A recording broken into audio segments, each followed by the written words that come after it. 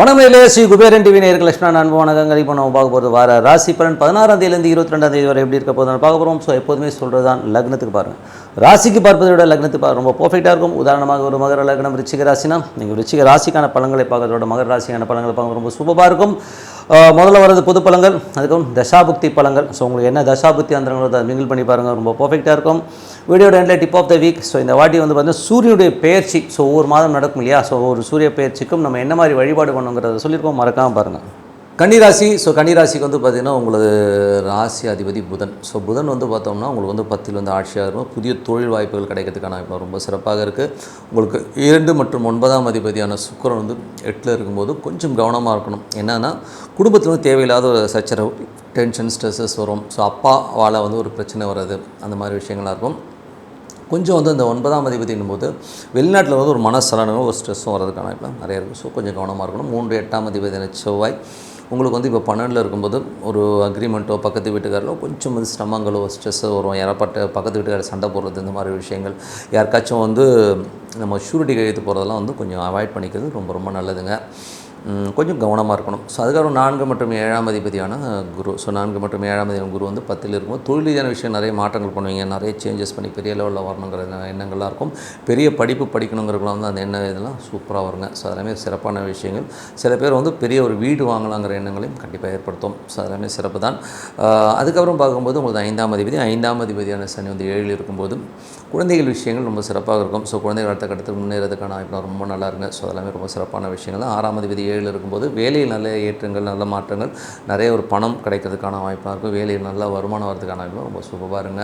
So 7ல் சனி இருக்கும்போது புதிய தொழில் வாய்ப்புகள் கிடைக்கும். ஸோ புதிய கஸ்டமர், புதிய கிளைண்ட்ஸ்லாம் கிடைக்கிறதுக்கான வாய்ப்பு ரொம்ப சிறப்பாக இருக்குது. 8ஆம் அதிபதியான செவ்வாய் வந்து 12ல் இருக்கும்போது தேவையில்லாத ஸ்ட்ரெஸ்ஸு, தேவையில்லாத ஒரு விஷயத்தை தலையை விட்டுட்டு, தேவையில்லாத ஒரு வார்த்தை விட்டுட்டு நம்ம நைட்லாம் தூங்காமல் இருப்போம். ஸோ ஐயோ என்னடாச்சு இப்படி பண்ணிட்டா இப்படி ஆயிடுச்சுன்னு. ஸோ கொஞ்சம் வந்து மெடிடேஷன், சாண்டிங் பண்ணுறது ரொம்ப ரொம்ப நல்லது. ஸோ அதுக்கப்புறம் பார்க்கும்போது உங்களுக்கு 9ஆம் அதிபதியான சுக்கிரன் வந்து பார்த்திங்கன்னா உங்களுக்கு 8ல் இருக்கும்போது அப்பா சார்ந்த உறவுகள் வந்து கொஞ்சம் ஸ்ட்ரெஸ்ஸோ டென்ஷனோ வரதுக்கான வாய்ப்பு. பெரிய பிரயாணங்களில் போகும்போது நமக்கு ஒரு அன்கம்ஃபர்டான ஃபீல் இருக்கும். வெளிநாடு வெளியூரில் இருக்கலாம் கொஞ்சம் ஸ்ட்ரெஸ்ஸாக இருக்கிற மாதிரி ஃபீலை கண்டிப்பாக ஏற்படுத்தும். தொழில் ரீதியான விஷயம் 10ல் வந்து புதன் இருக்கும்போது சிறப்பான விஷயங்கள், நல்ல ஏற்றங்கள் இருக்கும். புதிய தொழில் வாய்ப்புகள் கிடைக்கிறதுக்கான வாய்ப்பு ரொம்ப சிறப்பாக இருக்குங்க. 12ஆம் அதிபதியான சூரியன் வந்து 9ல் இருக்கும்போது நிறைய அலைச்சல்கள், நிறைய பிரயாணங்கள் மூலியமாக நல்ல லாபம் கிடைக்கிறதுக்கான வாய்ப்பு ரொம்ப நல்லா இருக்குங்க. ஸோ இதுவரை பார்த்தோம் பொது பலன்கள். இப்போ பார்க்கும்போது தசாபதி பலன்கள். தசாபதி பலன்கள் கன்னி லக்னமாக இருந்து சூரியன் தசாபதி அந்த சூரியன் வந்து பார்த்திங்கன்னா உங்களுக்கு வந்து இப்போ வந்து 9ல் இருக்கா. ஸோ 12ஆம் அதிபதி 9ல் இருக்கும்போது நல்ல பிரயாணங்கள், வெளிநாடுக்கு போகணும்னு நினச்சிருக்கோம், வெளிநாடு போகிறதுக்கான வாய்ப்பு ரொம்ப சிறப்பாக இருக்குங்க. ஸோ யாருக்கெல்லாம் வந்து கன்னி லக்னமாக இருந்து சூரிய தசாபதி அந்த நடக்குதோ, ஸோ அவங்களாம் வந்து பார்த்திங்கன்னா பச்சைப்பயிறு தானம் பண்ணுறது ரொம்ப ரொம்ப நல்லதுங்க. ஸோ பச்சைப்பயிறு வந்து தானம், மொச்சப்பயிர் வந்து தானம் கொடுங்க. ஸோ அது வந்து எப்போ கொடுக்கலாம்னு ஞாயிற்றுக்கிழமைகள் வந்து மொச்சப்பயிர் தானம் பண்ணிங்கன்னா ஒரு சிறப்பான விஷயங்கள்லாம் கண்டிப்பாக இருக்கும். அதுவும் திருமணமாகாத பெண்களுக்கு வந்து உங்கள் அம்மா மூலியமாவோ இல்லை ஒரு மனைவி மூலியமாவோ ஒரு துணிமணி கொடுத்து ஹெல்ப் பண்ணுறதுலாம் ஒரு சிறப்பான பலன்களை கண்டிப்பாக கொடுக்கும். அந்த தசாபதி அந்த நாடகம் கண்டிப்பாக பண்ணுங்கள். அதே மாதிரி வந்து பார்த்திங்கன்னா கன்னி லக்னமாக இருந்து சந்திரன் தசாபதி வந்து அன்னதானங்கள். ஸோ சந்திர தசாபதி நடக்கிற போது பார்த்திங்கன்னா திங்கட்கிழமைகள் வந்து அன்னதானம் பண்ணுறது, இல்லை ஒரு அரிசி வாங்கி கொடுக்குறவங்க ஒரு சிறப்பான பலன்களை கொடுக்கும். கன்னி லக்னமாக இருந்து செவ்வாய் தசாபதி நடக்கிறவங்க வந்து கொஞ்சம் கவனமாக இருக்கும். தேவையில்லாத ஒரு எமோஷன்ஸோ ஸ்ட்ரெஸ்ஸோ வரும். அதனால் தூக்கம் ஏதோ ஒன்று சொல்லிவிட்டு அப்புறம் நைட்லாம் தூங்காமல் இருக்கிற மாதிரி விஷயங்களாக இருக்கும். கொஞ்சம் அமைதியாக ஒரு மெடிடேஷன் பண்ணி. ஸோ உங்களுக்கு வந்து என்ன பரிகாரம், ஸோ யாரெல்லாம் கன்னி லக்னமாக வந்து செவ்வாய் தசாபதி அந்த நடக்கிறவங்க வந்து பார்த்திங்கன்னா அன்னதானம் பண்ணுறது ரொம்ப ரொம்ப நல்லதுங்க. ஸோ அரிசி யாருக்காவது கஷ்டப்படுறோம் ஒரு 5 கிலோ அரிசி வாங்கி கொடுக்குறது, இந்த மாதிரி செவ்வாய்க்கிழமைகளை வந்து வாங்கி கொடுங்க. இல்லைனா செவ்வாய்க்கிழமைகளை சாப்பாடு வாங்கி கொடுங்க, ரொம்ப ரொம்ப நல்லதுங்க. கன்னி லக்னமாக இருந்து ராகு தசாபதி இருந்தாலும் ராகு வந்து பார்த்திங்கன்னா உங்களுக்கு வந்து 6ல் வேலை விஷயம் நல்ல ஏற்ற நல்ல லாபங்கள் வரதுக்கான வாய்ப்பாக இருக்கும். தொழில் ரீதியான விஷயம் கடன்கள் கேட்டிருந்தீங்கன்னா கண்டிப்பாக கிடைக்கிறதுக்கான வாய்ப்பாக ரொம்ப நல்லா இருக்குது. ஸோ உங்களுக்கு வந்து யாருக்கெல்லாம் கன்னி லக்னமாக வந்து ராகு தசாபுத்தி அந்த நடக்குதோ, ஸோ அவங்க வந்து பார்த்திங்கன்னா பரிகாரமாக பார்த்திங்கன்னா கோதுமை கொடுக்குறது ரொம்ப ரொம்ப நல்லதுங்க. அதுவும் வந்து பார்த்திங்கன்னா சனிக்கிழமைகள் வந்து கோதுமை தானம் பண்ணுறது ரொம்ப நல்லது. சூரியன் டெய்லி வந்து சூரியனை நமஸ்காரம் பண்ணுறதோ, சூரியன் காயத்ரி படிக்கிறது, இல்லைன்னா ஆதித்ய ஹிருதயம் படிக்கிறதும் சிறப்பான ஒரு ஏற்றங்களை கண்டிப்பாக கொடுக்குங்க. கன்னி லக்னமாக இருந்து குரு தசா புத்தி அந்த குரு வந்து பார்த்திங்கன்னா 10ல் இருக்கும்போது தொழில் ரீதியான விஷயம் நிறைய சேஞ்சஸ் பண்ணுவீங்க. ஒரு அறிவுபூர்வமாக நிறைய மாற்றங்கள் நல்ல ஏற்றங்கள் வரும். புதிய சொத்துக்கள் ரியல் எஸ்டேட் துறையில் இருக்கவங்களாம் வந்து பெரிய லாபங்கள் வரதுக்கான வாய்ப்பு தான் ரொம்ப சிறப்பாக இருக்குது. யாருக்கெல்லாம் கன்னி லக்னமாக இருந்து குரு தசா புத்தி அந்தரம்னு வருதோ அவங்க வந்து பார்த்திங்கன்னா நீங்கள் வந்து பார்த்திங்கன்னா மொச்சை கடலைகளை வியாழக்கிழமைகள் வந்து தானம் பண்ணுறது ரொம்ப ரொம்ப நல்லதுங்க. ஸோ அது பண்ணிட்டு வரும்போது நல்ல ஏற்றங்கள் நல்ல லாபங்கள் வரும். இல்லைனா திருமணம் ஆகாத பெண்களுக்கு வந்து உங்கள் அம்மா மூலியமாகவோ உங்கள் மனைவி மூலியமாகவோ ஒரு துணிமணி எடுத்து கொடுக்குறது எல்லாமே ரொம்ப சிறப்பான விஷயங்களை கண்டிப்பாக கொடுக்குங்க. ஸோ அது வந்து வியாழக்கிழமைகளில் பண்ணும்போது ரொம்ப நல்லாயிருக்கும். அதே மாதிரி வந்து பார்த்திங்கன்னா கன்னி லக்னமாக இருந்து உங்களுக்கு வந்து சனி தசாபுத்தி அந்த சனி வந்து பார்த்திங்கன்னா உங்களுக்கு 7 வியாபார ரீதியான விஷயம் நல்ல லாபங்கள் நல்ல ஏற்றங்கள் வேலையில் நல்ல ஏற்றங்கள்லாம் கிடைக்கிறதுக்கான வாய்ப்புலாம் இருக்குது. கன்னி லக்னமாக வந்து சனி தசாபுத்தி அந்த நடக்கிறவங்க பார்த்திங்கன்னா அரிசி தானம் பண்ணுறது ரொம்ப சனிக்கிழமைகளில் வந்து யாருக்காச்சும் கஷ்டப்படுறவங்க வந்து அரிசி வாங்கி கொடுக்குறது இல்லைனா சனிக்கிழமைகளும் சாப்பாடு வாங்கி கொடுக்குறது வந்து ரொம்ப சிறப்பான பலன்களை கண்டிப்பாக கொடுக்குங்க. ஸோ கன்னி லக்னமாக இருந்து புதன் தசாபுத்தி அந்த புதன் வந்து பார்த்திங்கன்னா உங்களுக்கு 10ல் இருக்கும் நல்ல ஏற்றங்கள் நல்ல லாபங்கள் வியாபார ரீதியில் வந்து ஒரு பெரிய ஒரு கான்டாக்ட்ஸ் கிடச்சி பெரிய லெவலில் முன்னேறது பெரிய படிப்பு படிக்கிறதுக்கான விஷயங்கள்லாம் வந்து கைக்கூடி வரதுக்கான வாய்ப்புலாம் ரொம்ப நல்லாயிருக்கு. கன்னி லக்னமாக இருந்து உங்களுக்கு வந்து குரு தசாபுத்தி அந்த நடக்கிறவங்க வந்து பார்த்திங்கன்னா மொச்சையை வந்து உங்களுக்கு வந்து வியாழக்கிழமைகளில் வந்து வாங்கி கொடுக்கும்போது சிறப்பான பலன்கள் கிடைக்கும். ஸோ அது ஒரு சிறப்பான விஷயமாக இருக்குங்க. அதுக்கப்புறம் வந்து கன்னி லக்னமாக இருந்து புதன் தசாபுத்தி அந்த ஸோ புதன் வந்து பார்த்திங்கன்னா உங்களுக்கு வந்து 10ல் வந்து இருக்கும் தொழில் ரீதியான விஷயம் நல்ல ஏற்றங்கள் நல்ல லாபங்கள் வரதுக்கான வாய்ப்பு ரொம்ப நல்லாயிருக்கு. பெரிய படிப்பிற்கு வரதுக்கான வாய்ப்பும் ரொம்ப நல்லா இருக்குங்க. ஸோ அவங்களுக்கு பரிகாரம் ஏன்னா கன்னி லக்னமாக இருந்து புதன் தசாபுத்தி அந்த நடக்கிறவங்க புதன் கிழமைகள் வந்து எள்ளு உருண்டையை தானம் செய்யலாம். ஸோ எள்ளு உருண்டை வாங்கி கொடுக்குறது ரொம்ப ரொம்ப சிறப்பான பலன்கள் கொடுக்கும். இல்லைனா ரொம்ப வயதானவர்கள் அல்ல ஹேண்டிகேப்ட் யாராச்சும் இருந்தாங்கன்னா அவங்களுக்கு துணிமணி எடுத்து கொடுக்குறது ரொம்ப சிறப்பான பலன்களை கண்டிப்பாக கொடுக்குங்க. கன்னி லக்னமாக இருந்து கேது தசாபுத்தி அந்த கேது வந்து பார்த்திங்கன்னா உங்களுக்கு 12ல் இருக்கும்போது கொஞ்சம் அலைச்சல்கள் தேவையில்லாத ஒரு கோபங்கள் தாபங்கள்லாம் வருது. ஸோ ஏதாச்சும் பேசிவிட்டு ஐயோ நான் பேசிட்டேங்கிற மாதிரி எண்ணங்களை கண்டிப்பாக கொடுக்கும். பிரயாணங்கள் வந்து கொஞ்சம் அன்கம்ஃபர்ட்டாக ஃபீல் பண்ணுறது மாதிரியான விஷயங்களை கண்டிப்பாக கொடுக்குங்க. ஸோ இதுக்கான பரிகாரம்னு சொல்லும் போகும்போது நீங்கள் வந்து பச்சைப்பயிறு தானம் பண்ணுறது ரொம்ப ரொம்ப நல்லதுங்க. ஸோ அது என்றைக்கு கொடுக்கலான்னு செவ்வாய்க்கிழமைகளில் வந்து பார்த்திங்கன்னா பச்சைப்பயிறு தானம் பண்ணும்போது நல்ல ஒரு ரிலீஃப் கிடைக்கிற மாதிரி ஃபீல் கண்டிப்பாக இருக்கும். அப்படி இல்லைன்னா நீங்கள் என்ன பண்ணலான்னா யாரும் படிக்கிற குழந்தைகள் சின்ன குழந்தைகள் வந்து யூனிஃபார்ம் எடுத்து கொடுக்குறது படிக்கிறது செலவு ஃபீஸ் கட்டுறது இந்த மாதிரி விஷயங்களை பண்ணும் நமக்கு நல்ல ஒரு ரிலீஃப் கிடைக்கிறதுக்கான இப்போ ரொம்ப நல்லாயிருக்கு.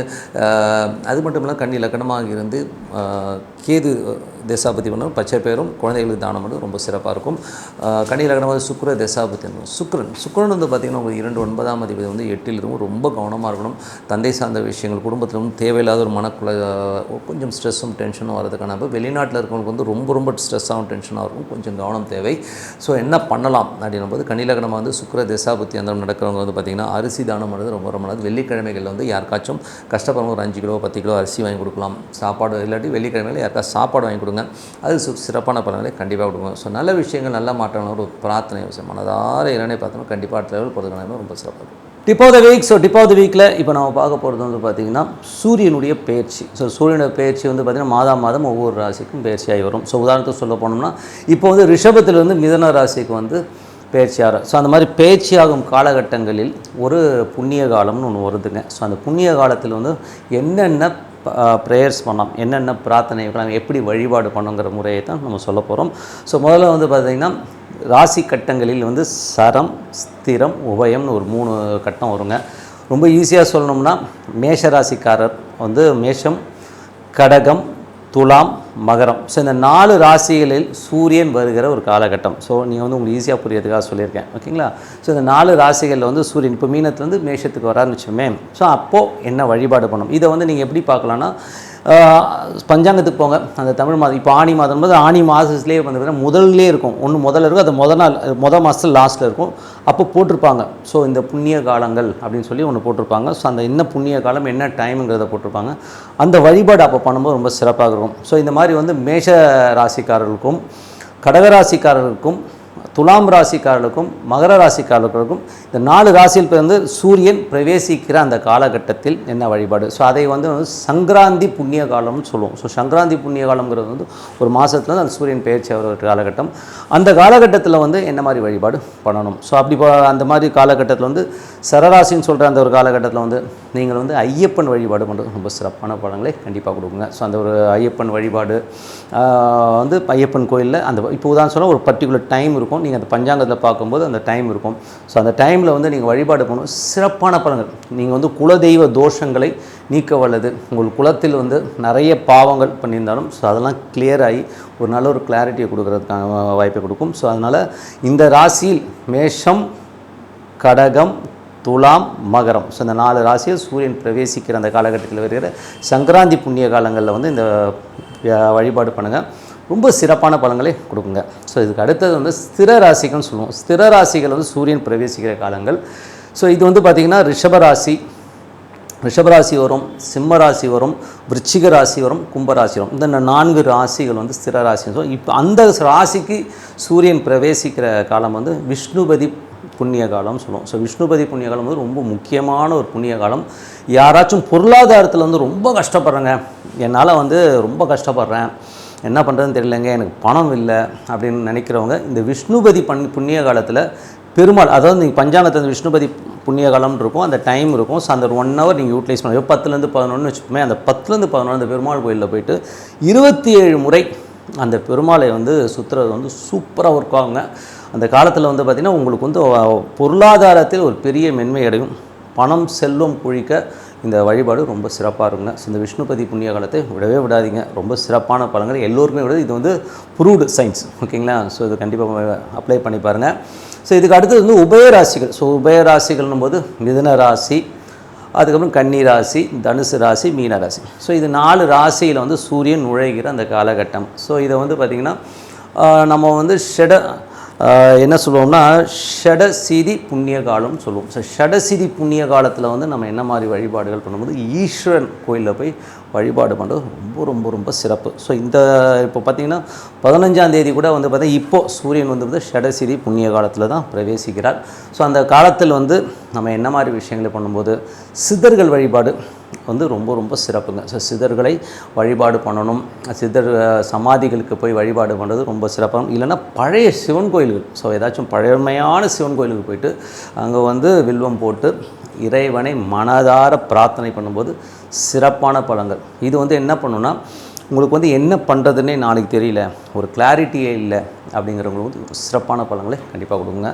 ஸோ இதை புண்ணிய காலத்தை வந்து அப்ளை பண்ணி நீங்கள் வழிபட்டு வாங்க, ரொம்ப சிறப்பான வாழ்க்கையெல்லாம் இருக்கும். ஸோ மற்றபடி இன்னொரு நிகழ்ச்சியில் சந்திப்போம். உங்களோட விடைபெறுவது உங்கள் லக்ஷ்மி நாராயணன். நன்றி, வணக்கம். ஸ்ரீ குபேரன் டிவியை பார்த்தமைக்கு நன்றிகள். மேலும் இது போன்ற தகவல்களை தெரிந்து கொள்ள ஸ்ரீ குபேரன் டிவியை சப்ஸ்கிரைப் செய்யுங்கள். மறக்காமல் பெல் ஐக்கானை கிளிக் செய்யுங்கள்.